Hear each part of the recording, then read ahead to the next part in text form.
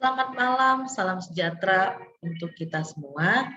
Pada hari ini saya akan mencoba menjawab UTS dari mata kuliah Manajemen Sumber Daya Manusia untuk program studi Magister Manajemen oleh dosen Ibu MC Utami Prasaja Ningsi.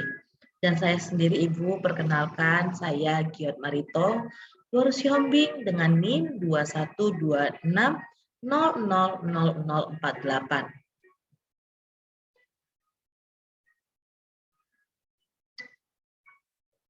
Di sini ada dua soal. Soal pertama, saya akan coba membacakan soalnya terlebih dahulu.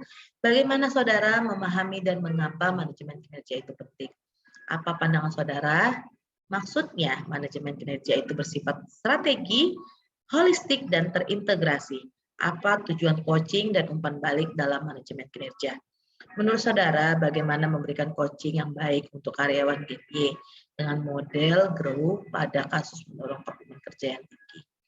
Yang kedua, disruption era, berdampak pada pengelolaan SDM.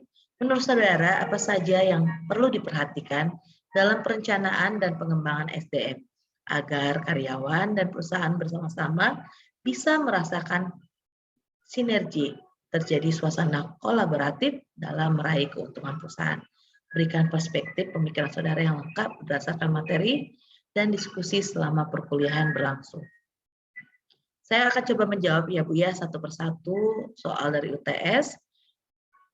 Pada soal pertama, pada bagian bagaimana saudara memahami dan mengapa manajemen kinerja itu penting, terlebih dahulu kita harus mengerti atau memahami arti dari manajemen kinerja. Salah satu pendapat yang saya ambil dari Armstrong tahun 2009 menyimpulkan bahwa manajemen kinerja sebagai suatu proses menyelaraskan atau mengintegrasikan sasaran organisasi atau individu untuk mencapai efektivitas dalam suatu organisasi.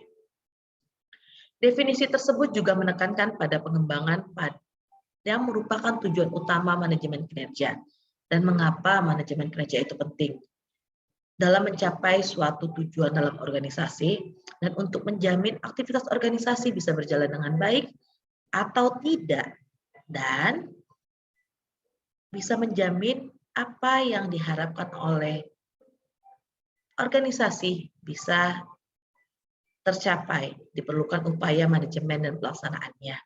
Dengan demikian, hakikat manajemen kinerja adalah bagaimana seluruh kegiatan dalam organisasi untuk mencapai tujuan terintegrasi dalam organisasi sejak adanya masukan, proses, hasil, dan manfaat. Adapun manajemen kinerja memberikan manfaat bukan hanya bagi organisasi, namun juga bagi manajer atau pimpinan dan individu.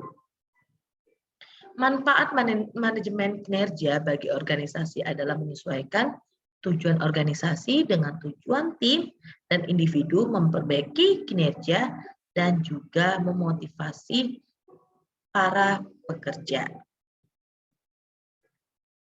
Apa pandangan saudara? Maksudnya manajemen kinerja itu bersifat strategis, holistik, dan terintegrasi. Menurut pandangan saya, maksud dari manajemen kinerja bersifat strategis, yang artinya membahas masalah kinerja secara lebih luas, lebih urgent, dan lebih dengan tujuan jangka panjang. Perumusan visi, misi organisasi akan menjadi inspirasi dalam penetapan tujuan organisasi. Dengan begitu, manajemen kinerja bersifat holistik, menyeluruh dan meliputi seluruh kehidupan jalannya organisasi. Manajemen bersifat holistik, maksudnya bersifat menyeluruh, mencakup seluruh aspek dalam lingkup. Sejak perumusan tujuan, perencanaan, pelaksanaan, umpan balik, pengukuran, penilaian, review, evaluasi, dan perbaikan kinerja. Manajemen bersifat terintegrasi. Maksudnya adalah manajemen kinerja merupakan suatu atau sebuah sistem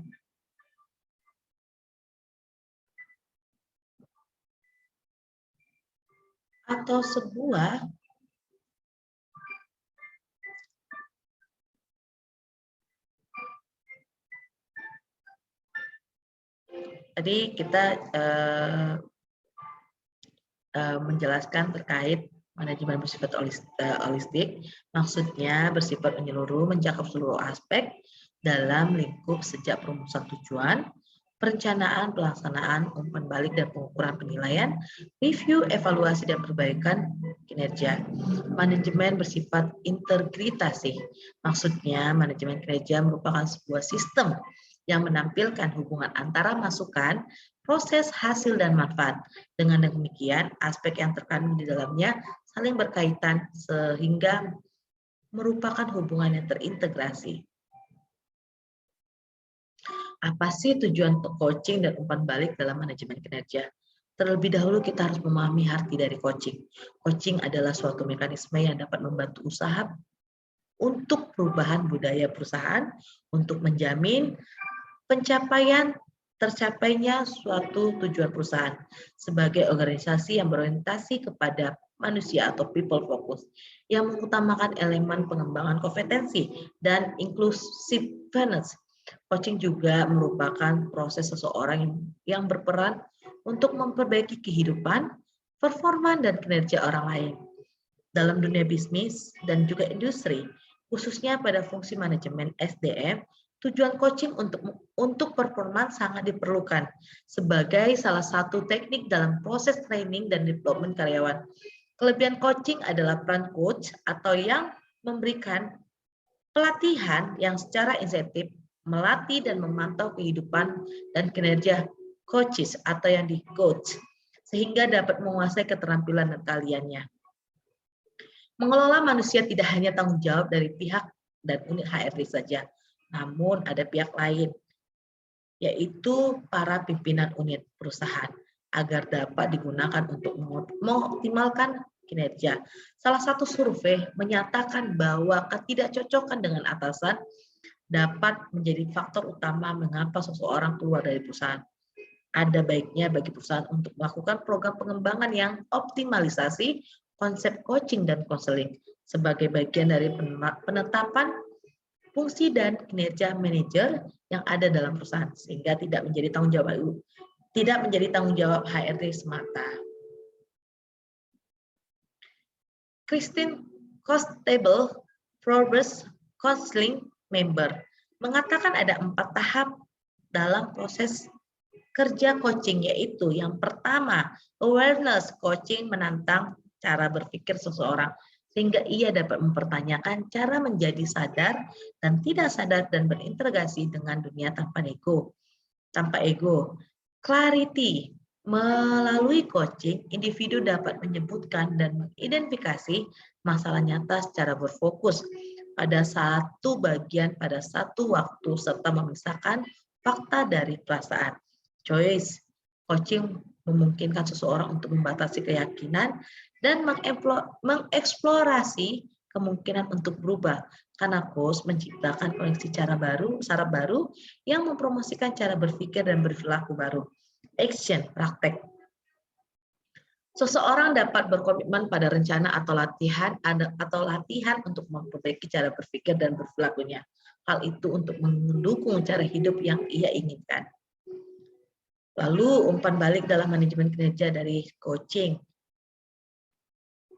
Yang pertama, coaching untuk karyawan, yang dimana memberikan kemampuan leadership yang kuat, meningkatkan performa kerja dan produktivitas, mendapatkan keterampilan dan wawasan baru seputar dunia kerja, sebagai sarana pendamping untuk mencapai target-target yang telah diberikan, serta membantu karyawan untuk mengatasi masalah-masalah perilaku yang dihadapinya, baik eksternal maupun internal. Pengukuran dari performa kinerja itu dapat didasari dari ukuran dari organisasi ke departemen dan selanjutnya diturunkan dengan KPI atau Key Performance Indicator individual.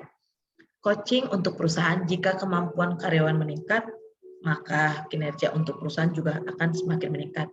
Dengan demikian, produktivitas perusahaan juga ikut meningkat. Dengan demikian, produktivitas perusahaan meningkat akan juga membantu karyawan dalam mensejahterakan kehidupan karyawan. Yang terakhir, membentuk komunikasi positif di dalam perusahaan. Di dalam coaching, setelah melakukan coaching, harapannya para peserta yang telah diberikan coaching ketika sudah selesai diberikan coaching, kembali kepada dunia sosialisasi, mungkin di dunia kerjaan, dapat berdiskusi secara jujur tentang masalah apapun yang mungkin dirasakan di tempat kerja, atau menyuarakan ambisius kepada anggota lainnya. Dalam hal ini, dapat lebih baik menyampaikan apa yang ingin disampaikan, tidak gegabah, tidak bergebu-gebu, lebih bisa tertata. Coaching juga memudahkan karyawan untuk berbicara, menangani masalah secara langsung. Seperti yang saya sampaikan kan, tidak gegabah, tetapi bisa berbicara dengan tenang, dengan lebih santai, tapi tahu apa yang harus disampaikan. Coaching dapat menjadi proses yang berharga bagi para pemimpin untuk mengidentifikasi area untuk perbaikan dan pengambilan tindakan positif hari ini untuk menghindari masalah yang semakin besar dan untuk meningkatkan hubungan profesional kerja di dunia pekerjaan, di dunia lingkungan perusahaan. Menurut saudara, bagaimana memberikan coaching yang baik untuk karyawan tinggi dengan model grow pada kasus mendorong komitmen kerja yang tinggi? Terlebih dahulu kita harus memahami arti grow coaching model adalah, dalam hal ini grow coaching model adalah salah satu model pelatihan yang paling populer dan sukses di dunia.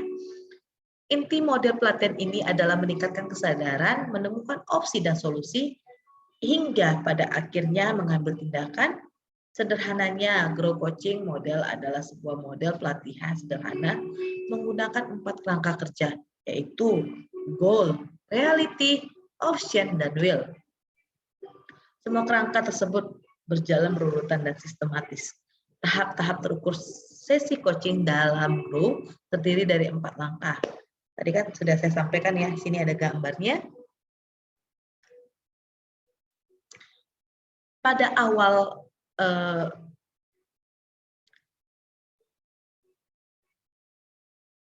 awal model grow, saya akan menjelaskan terlebih dahulu artinya dalam mendorong kinerja. Yang pertama, opsi. Dalam hal ini,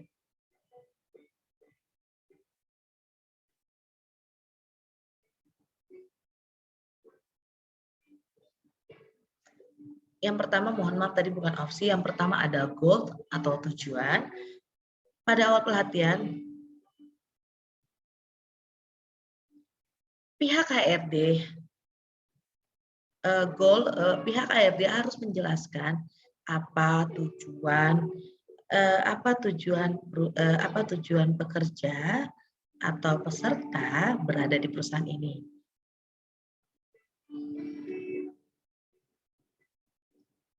Dan juga HRD harus menetapkan di tujuan di awal sesi pelatihan, membantu mengarahkan, memberikan arahan kepada tujuan untuk memastikan pelatihan ini bisa berjalan dengan baik.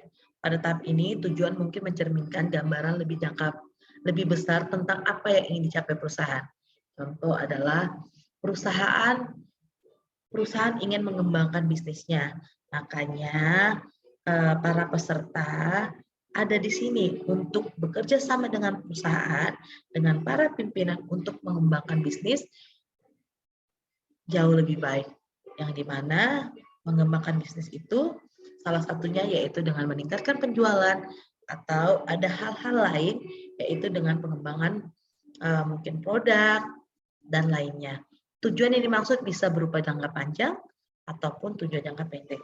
Yang dimaksud dengan tujuan jangka panjang adalah sesuatu yang ingin diraih dalam jangka waktu tertentu, mungkin dari semester 1, semester 2, atau mungkin 2 tahun ke depan. Tujuan jangka pendek yang dimaksud di sini adalah target per sesi sebagai bagian dalam rangka mencapai tujuan jangka panjang tersebut. reality atau realita setelah menetapkan tujuan dari pelatihan. Tahap berikutnya adalah mengidentifikasi kondisi perusahaan saat ini sesuai dengan realita atau kenyataan yang ada. Karyawan akan dibina dan dipandu untuk memahami kondisi pada posisi saat ini dengan memisahkan tujuan dan realita yang ada. Dengan begitu, karyawan akan lebih aware atau terbuka dengan gap atau skat atau kesenjangan antara tujuan dan realitas saat ini, serta memahami apa tantangan dan hambatan yang akan dihadapi. HRD dan manajerial dapat membantu karyawan di tahap ini dengan menyajikan data mengenai kinerja selama periode yang berlangsung. Jadi, HRD atau manajerial harus menunjukkan hasil dari performa peserta atau karyawan yang sebelum peserta ada saat ini atau sebagai pengganti gitu. Jadi terlihat jelas sehingga para peserta atau para karyawan yang dilatih terbuka atau mempunyai gambaran apa yang harus mereka kerjakan ke depan harinya. Dengan itu menjadi self-aware terhadap tantangan masalah hambatan yang menahannya di tempat. Kita tadi bisa ketahui ya, mungkin dari sisi perusahaan yang stuck atau tidak berkembang saat karyawan berada saat ini di posisinya atau di divisinya. Kenapa sih perusahaan kok begini-begini saja? Penjualan tidak bertambah, tidak adanya perubahan, dan juga target-target yang diberikan oleh perusahaan kepada para peserta atau yang dilatih atau karyawan itu di bawah target, sehingga karyawan bisa lebih sadar atau lebih terbuka, tidak hanya dalam zona aman. Karena perusahaan juga harus terus maju. Perusahaan setiap bulannya membayar gaji karyawan. Apabila tidak ada perubahan, untuk apa karyawan tetap dipertahankan? Option. Setelah memahami kondisi dari perusahaan saat ini, tahapan selanjutnya adalah mencari opsi untuk mencapai tujuan dan menghadapi tantangan. Opsi bisa ditelusuri melalui diskusi dan brainstorming.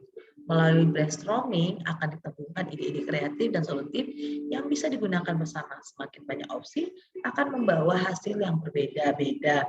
Oleh karena itu penting untuk memilih opsi yang memiliki paling sedikit risiko serta menemukan potensi dan pilihan solusi ideal yang dapat dilakukan untuk mencapai tujuannya. Mungkin karyawan yang tidak mencapai targetnya bisa diberikan, mungkin karyawan yang masih dalam masa jabatan, masih dalam status kontrak, mungkin diberikan pilihan untuk diberhentikan dari pekerjaannya atau tidak diperpanjang masa kontraknya, atau karyawan yang dalam masa kontrak, karyawan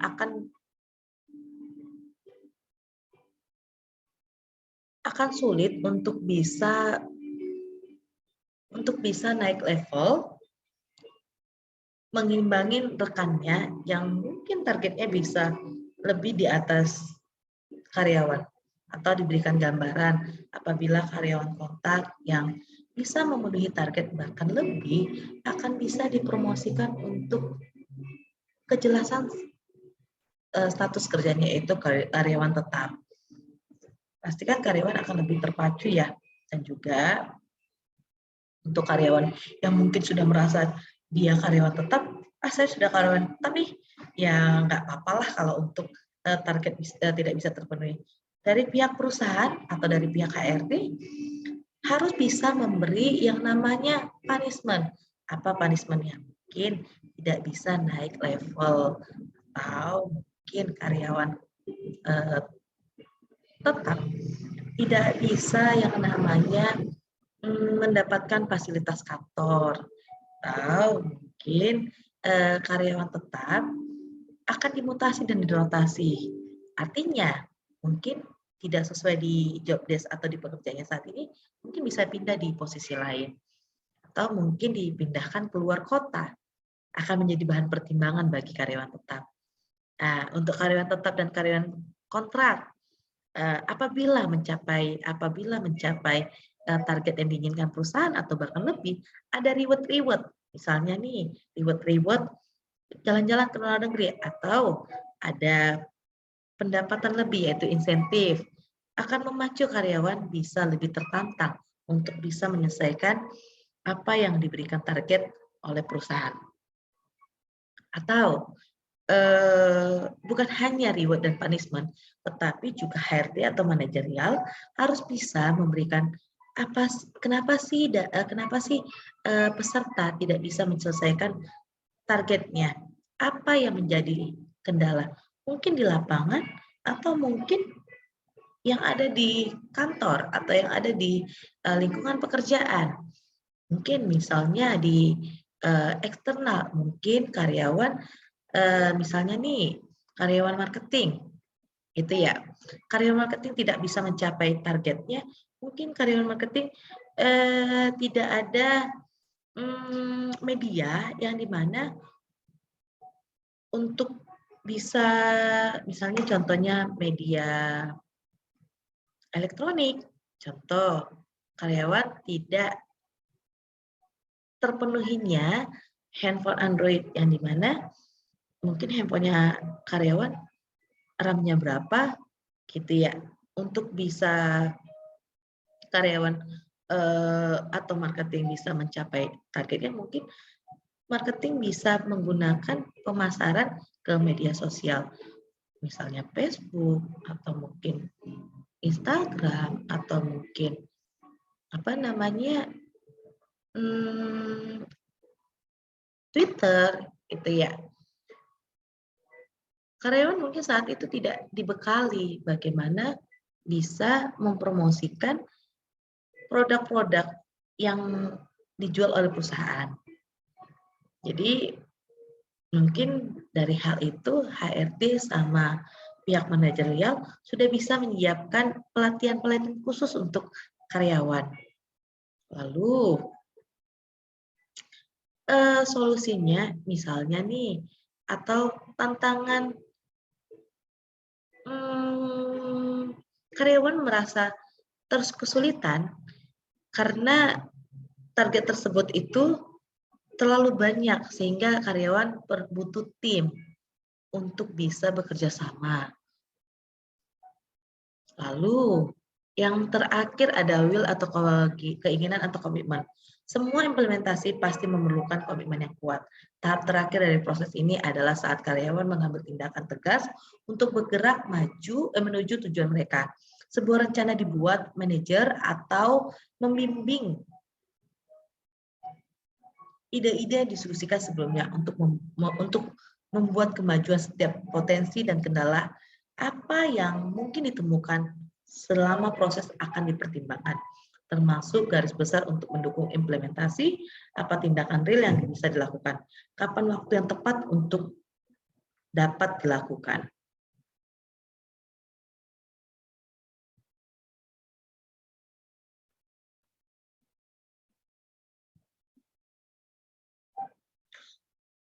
Lalu,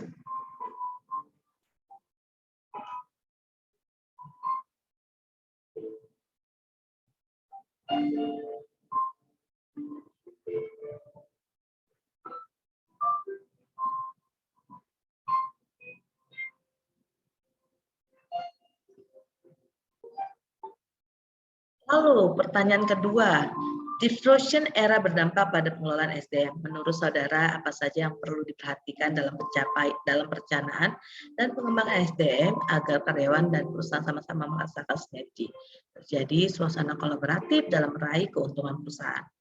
Dalam hal ini kita harus memahami dulu arti dari era diffusion atau diffusion era. yang dimana era terjadi perubahan besar-besaran yang disebabkan oleh adanya inovasi yang mengubah sistem dan tatanan bisnis ke taraf yang lebih baru.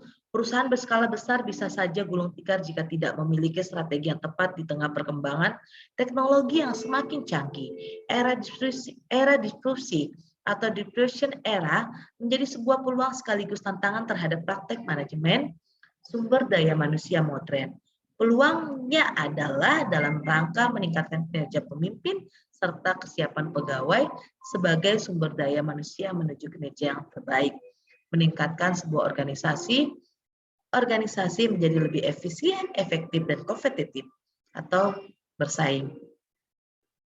Termasuk menghadapi tantangan di era global, sedangkan tantangan lain di dalam implementasi manajemen sumber daya manusia yang berbasis teknologi disebabkan sistem teknologi canggih membutuhkan biaya besar, pastinya, dan membutuhkan sumber daya manusia yang memiliki kemampuan menggunakan produk-produk teknologi yang modern. Peralihan teknologi ini merupakan sebuah paradigma baru dalam manajemen sumber daya manusia kita, sehingga prosesnya tidak semudah yang dibayangkan, namun ada kesenjangan, terutama di sektor sumber daya manusia. Pastinya dengan teknologi yang canggih akan dibutuhkan biaya yang mahal. Ya, contoh misalnya dulu kita menggunakan mesin scan, satu persatu kita men-scan. Lalu dengan perubahannya zaman, kita bisa men-scan lalu bisa memfotokopi apa yang ingin kita fotokopi.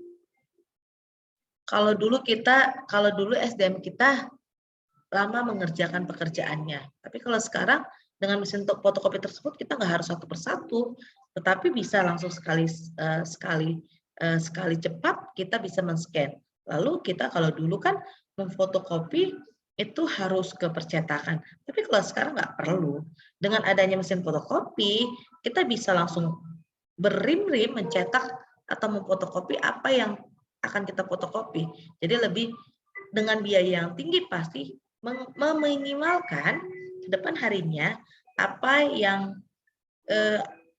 yang kita kerjakan dan juga membantu kita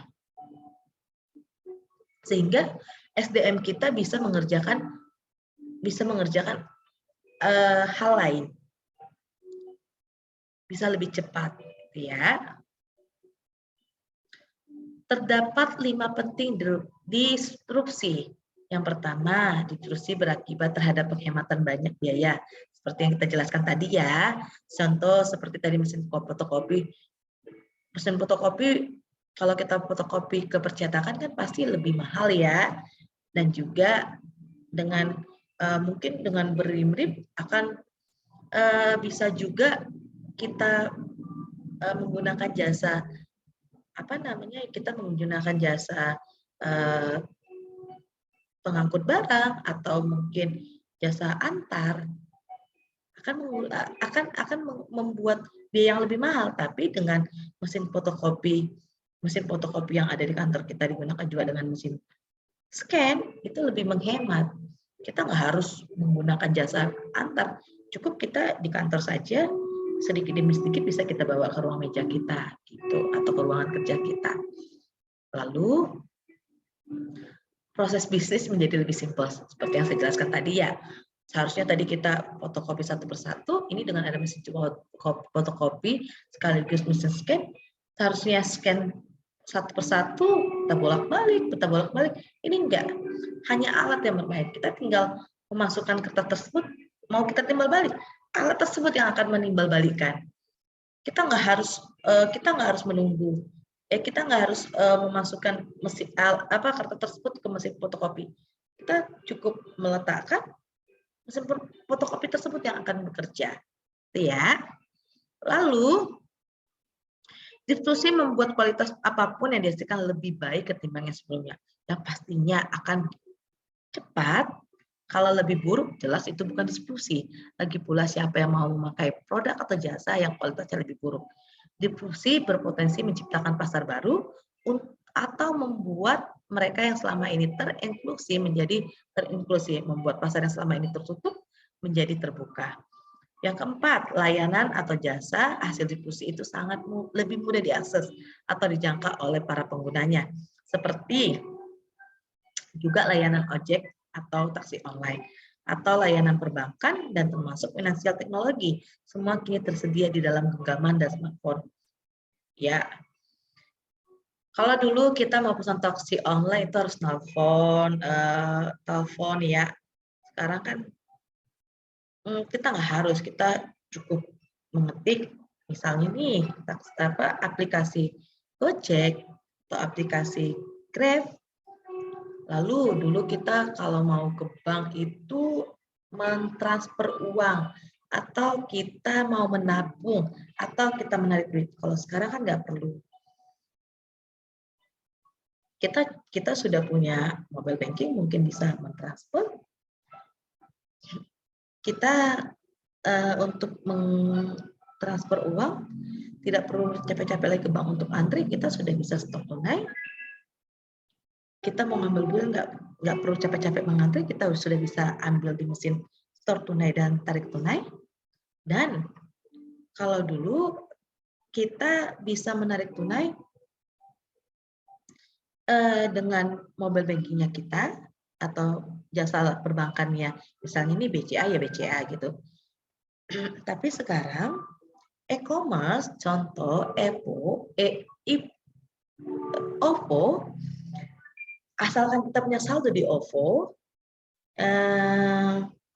kita nih misalnya itu mobile banking BCA kita bermasalah, kita nggak punya dana sama sekali untuk saat itu kita memerlukan dana, dan saat itu mobile banking kita bermasalah. Kita teringat di OVO kita ada dana. Saya sudah pernah mencoba, Ibu.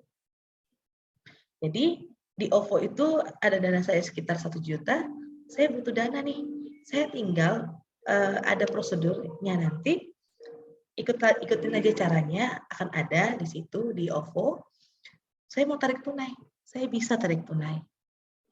Ya, walaupun tidak bisa semaksimal kita menarik tunai di ATM, tetapi lumayan bisa membantu kita. Di OVO, di Gojek itu saya bisa tarik tunai.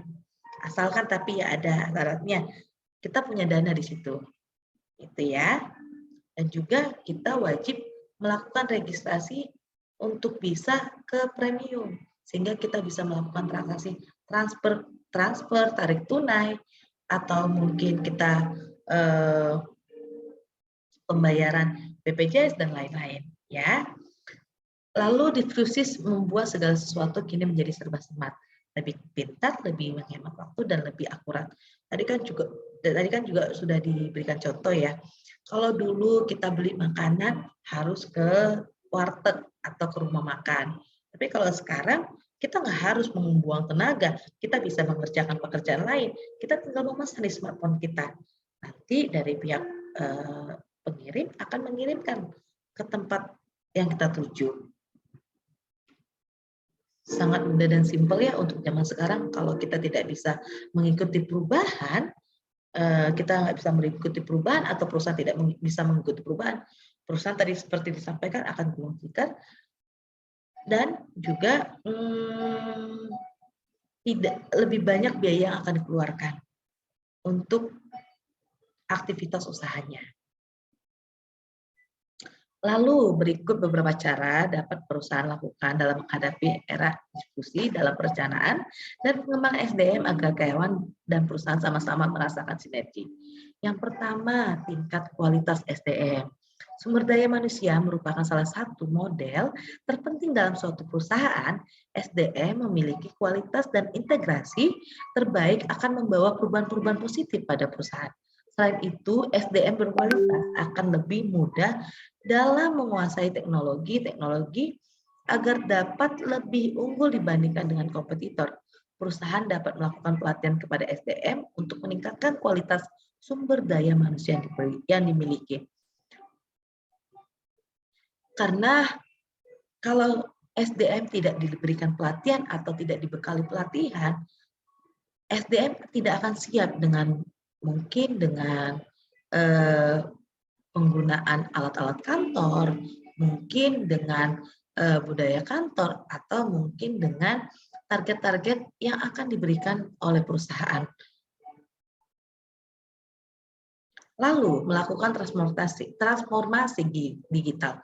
Perusahaan-perusahaan telah memanfaatkan teknologi digital adalah perusahaan yang mampu bertahan di era disrupsi saat ini, menggunakan berbagai teknologi untuk menunjang bisnis agar tetap relevan terhadap perubahan zaman. Penggunaan teknologi digital juga berguna untuk mempermudah pekerjaan dan menghemat biaya pengeluaran lainnya.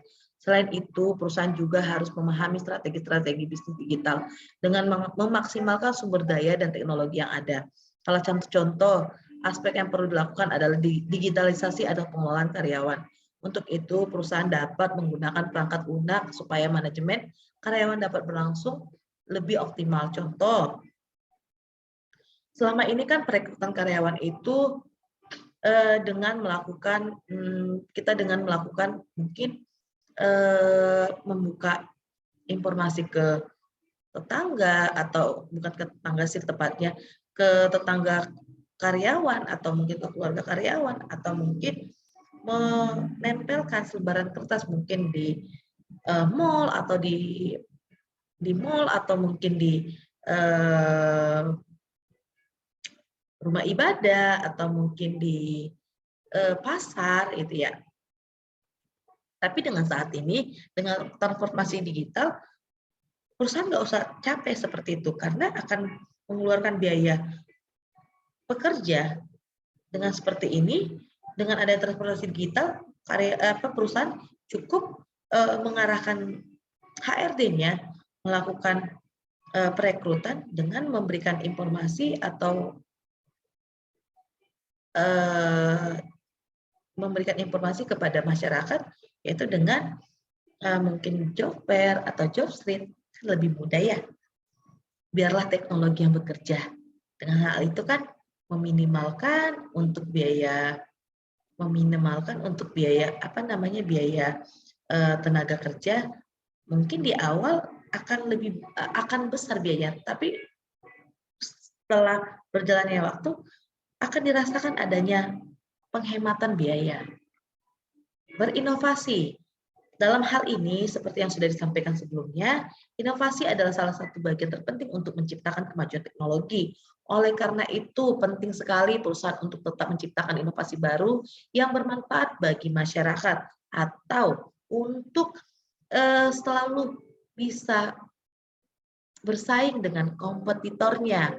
Pasar memiliki selera yang terus berubah seiringnya perkembangan zaman. Lalu, apakah perusahaan dapat memberhentikan perubahan selera konsumen tersebut? Tentu ya tidak. Justru perusahaanlah yang harus dapat berinovasi menyesuaikan selera konsumen. Jika tidak, perusahaan akan seiringnya waktu ditinggalkan oleh konsumennya secara perlahan, seperti brand Nokia, Kodak, dan BlackBerry. Ya, kita ketahui kalau dulu BlackBerry ya,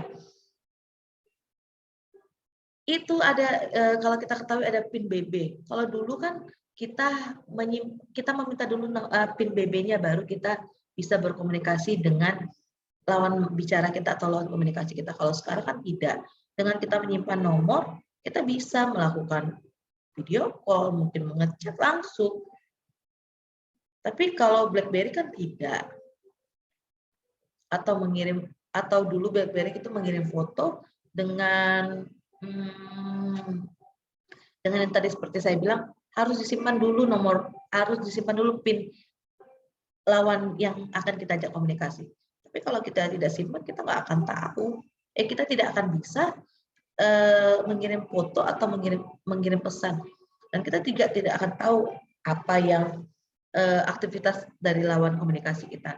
Tapi kalau sekarang kan kita sudah menyimpan nomor handphone, si lawan komunikasi kita juga menyimpan nomor handphone, barangkali kita pengen tahu ya, apa sih aktivitas dari lawan komunikasi kita ketika saat itu lawan komunikasi kita atau lawan yang ingin kita cari tahu informasinya memasang status di WhatsApp status, oh ya kita tahu nih ternyata lawan kita ini lagi mengerjakan apa ini, lagi perasaannya mungkin saat ini kurang baik atau kurang senang gitu. Barangkali lawan komunikasi kita update terhadap media sosial. Dengan begitu, perusahaan dapat merebut dan mempertahankan pasar yang ada. Namun, inovasi juga harus disertai dengan riset yang mendalam agar biaya yang dikeluarkan untuk sebuah inovasi pada suatu produk tertentu tidak sia-sia. Demikianlah Ibu atas penyampaian jawaban dari UTS. Semoga jawaban tersebut bisa memberikan hasil yang terbaik, dan mohon maaf Ibu apabila ada hal-hal yang kurang menarik mungkin dari penyampaian saya atau penampilan materi saya kurang baik, mohon dimaklumi ya Bu ya.